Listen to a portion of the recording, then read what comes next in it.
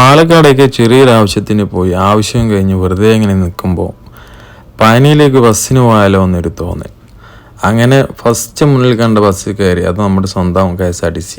അത് കോയമ്പത്തൂരിലേക്കായിരുന്നു.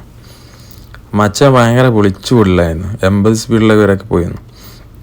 അങ്ങനെ ബസ് കയറി. ബസ്സിലുള്ള യാത്ര അത് വേറെ ലെവല്. ഫസ്റ്റ് ടോളും കഴിഞ്ഞ് കുറച്ച് മുന്നോട്ട് പോയപ്പോൾ കേരള തമിഴ്നാട് അതിർത്തിയ ഈ വാളയാറും കഴിഞ്ഞ് സാധാ നമ്മൾ ബൈ റോഡ് പോകുന്ന റൂട്ടിലല്ല അവർ ശരിക്കും കുറച്ച് കഴിഞ്ഞ് കഴിഞ്ഞാൽ പിന്നെ എക്സിറ്റായി വേറൊരു നാട്ടിലൂടെയൊക്കെയാണ് പോകുന്ന വണ്ടി. കോയമ്പത്തൂർ ഫ്ലൈ ഓവേഴ്സൊക്കെ ഓപ്പണായി നിൽക്കുന്നുണ്ട് പുതുതായിട്ട്, നല്ല അടിപൊളി കളറൊക്കെ ചെയ്തിട്ടുള്ള.